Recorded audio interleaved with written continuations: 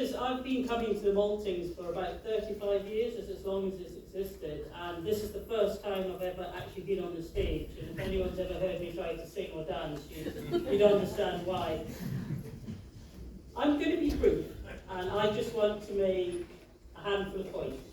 4 points, in fact. First of all, thank you to the RMT for organising this rally.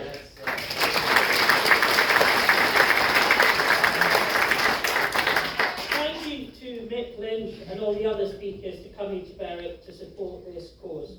Well said. And thank you very much to the previous speakers for their passion and for articulating so well our shared outrage at the plan to close Berwick Ticket Office and others across the country. And I have to add, it is great to see Jamie Driscoll here.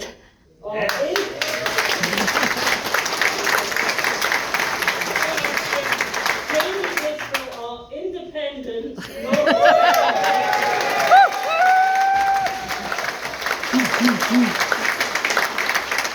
My second main point is to re-emphasise the plan to close Berwick Ticket Office is a mean cost-cutting measure. Make no mistake, however they try to dress this, the usual tricks, doing it in stages, running sham consultations, the plan is to reduce staffing. The government support this, the rail companies support this, to cut staffing so much that we are in serious danger of having no or next to no staffing. And as has brilliantly been articulated, that is absolutely unacceptable, and we need to fight this.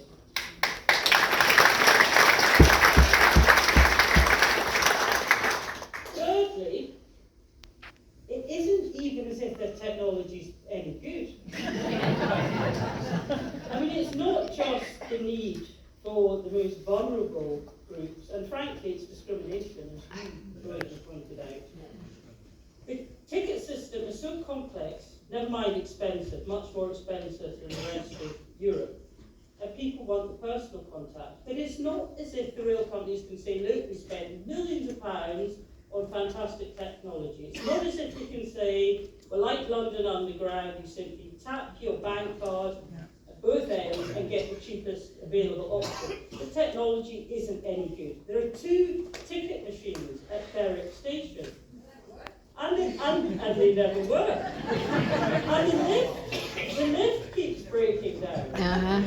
Now, lift technology has been around since 287 BC. So if the rail companies are telling us to get with the technology, well, they need to get with the technology first.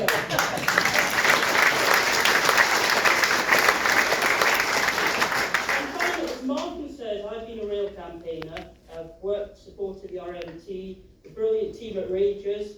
I don't know if there's anyone from Cllr here, but we've got 2 extra girl testers. Oh, I can really Since Beecham and beyond, successive governments have conducted really poor rail policies and have spectacularly failed to realise the potential of rail. It is cleaner and the best form of transport. With the size and landscape of this country, train travel is ideal.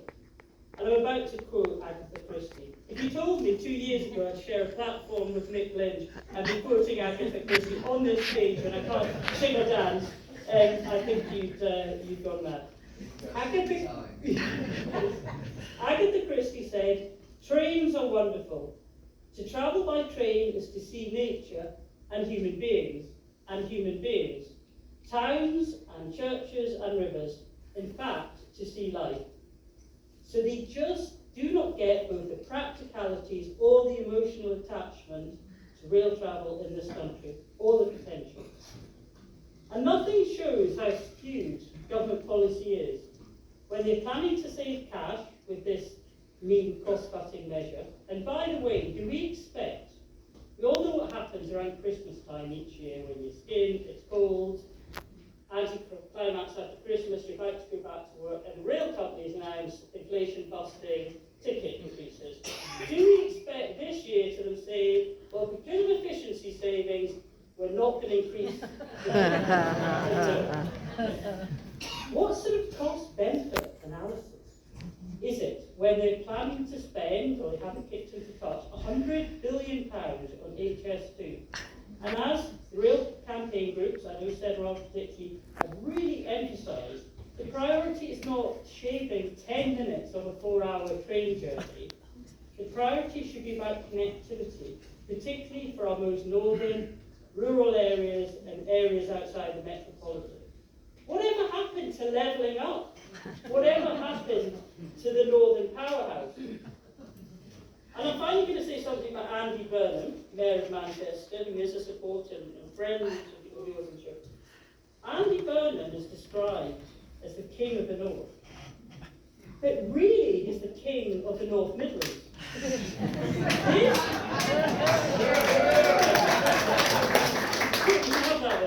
This is the real north, Middlesbrough upwards. This has been a most neglected area with some pockets of great deprivation, and I hope that we'll all continue to fight for the real north. We need levelling up here, and we must fight to save our ticket.